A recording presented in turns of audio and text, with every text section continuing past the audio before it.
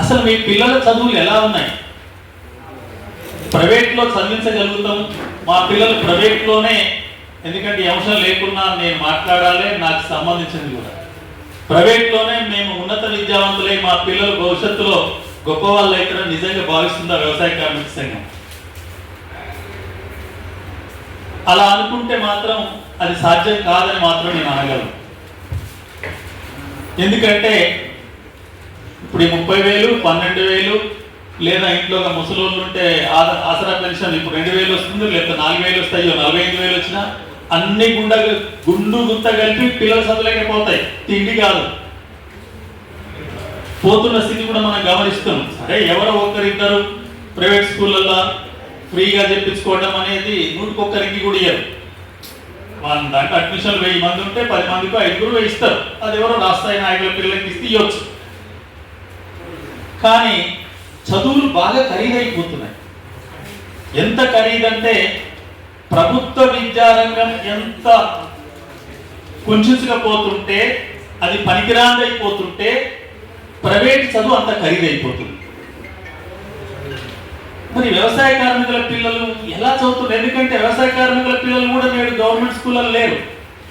ఇప్పుడున్న పద్ధతిలో కనుక బళ్ళు ఉంటే ఒక 4-5 ఏళ్ల తర్వాత గ్రామీణ ప్రాంతంలో ఒక్క ప్రైమరీ స్కూల్ కూడా గవర్నమెంట్లో ఉండదు. 4-5 ఏళ్ల తర్వాత ఇదే పద్ధతిలో నడిపితే ఎందుకు ఉండదంటే, గ్రామీణ ప్రాంతాల్లో ప్రైమరీ స్కూల్ అన్ని కూడా 20 మంది, 15 మంది, 30 లోపే ఉన్నాయి మెజార్టీ, టౌన్లో తప్ప. 5 తరగతులు, తరగతికి 5, అలా 2 రాకపోతే 3. నిజంగా చదువు అనేది దానికి ఒక పద్ధతి ఉంది.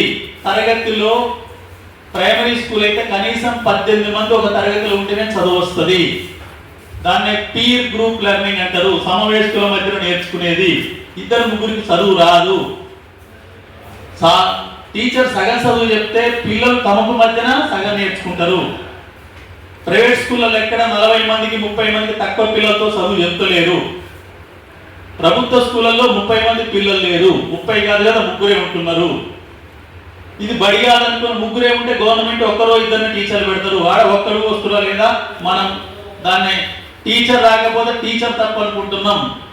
మరి 50,000, ₹1,00,000 మధ్యలో జీతం తీసుకొని ఎందుకు రావట్లేమని చెప్పి ఎవరు అడుగుతలేరు.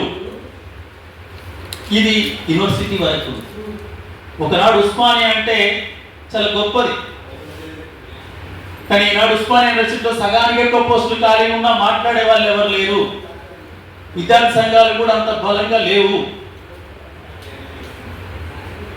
దానికి అనుకూలంగా ప్రైవేట్ యూనివర్సిటీలకు ఇప్పుడు 2 ఏళ్లనే 12 యూనివర్సిటీలకు పర్మిషన్ ఇచ్చిర్రు.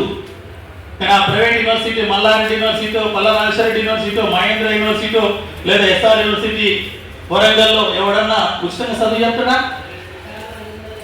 లేదు కదా, వాళ్ళు పెట్టుకుందే వ్యాపారం కొరకు. కాబట్టి మహనీయులు అంబేద్కర్ ఏమన్నారంటే, చదివే సమాజంలో ఉన్న ఆర్థిక సామాజిక అంతరాలను తొలగిస్తుందని చెప్పారు.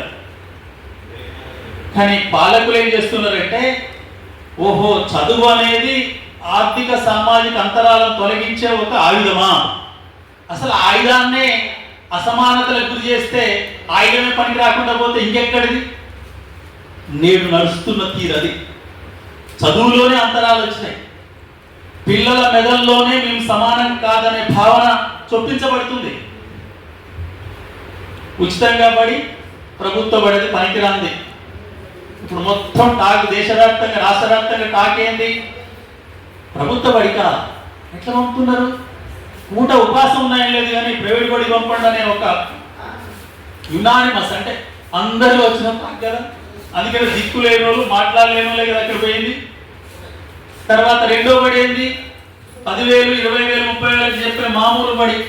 ఆ బడి ఏముంటుందో మీకు తెలియంది కాదు. చదువు వచ్చిన వాళ్ళు చదువు చెప్పరాడా? చదువు వచ్చిన వాళ్ళని తీసుకోలేదు టీచర్లుగా. మధ్య రకం బడి 50,000, ₹1,00,000 తీసుకుంటేది. 5 లక్షల బడి ఇంటర్నేషనల్ బడి. అందువల్ల చదువులో అంతరాలు సృష్టించబడుతున్నాయి. ఈ అంతరాలు ఎక్కడికి పోతాయంటే మనుషులను సమానం కాదు,